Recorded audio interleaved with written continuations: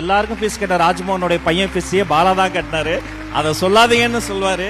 சீமான் அண்ணனும் இங்க வர்றாரு, ராஜ்மோகன் அண்ணனும் இங்க வந்தோம்னா அது பாலா என்ற ஒற்றை மனிதனுக்காக மட்டும்தான்.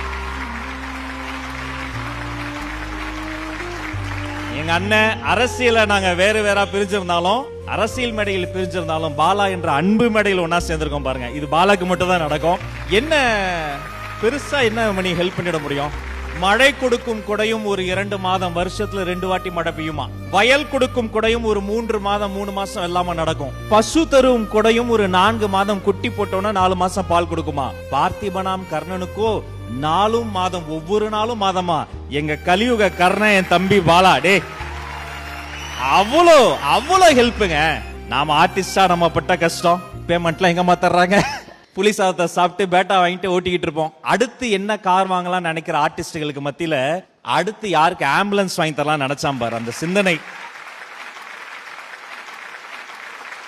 எல்லாருக்கும் தெரியும். ஒரு 5 நிமிஷம் ஆம்புலன்ஸ் சீக்கிரம் வந்திருந்தா இன்னைக்கு எங்க அப்பா என்னோட உயிரோட இருந்திருப்பார். ஒரு ஆம்புலன்ஸ்ங்கிறது சாதாரண வாகனம் கிடையாது. பல பேர் வாழ்க்கையே காப்பாத்தும். சிட்டில தான் இருந்தேன், எனக்கே 5 நிமிஷம் ஒரு ஆம்புலன்ஸ் சீக்கிரம் வரல. ஆனா மலை கிராமங்கள்ல அப்ப யோசிச்சு பாருங்க, அங்க இருக்கக்கூடிய மக்களும் வாழணுங்கிறதுக்காக சிந்தித்த உண்மையான மக்கள் நாயகன் தம்பி பாலாக்கு எவ்வளவு வாழ்த்தினாலும் பத்தாது. பெரிய அரங்கம் நிறைந்த கைத்தட்டல தரணும். இது புண்ணிய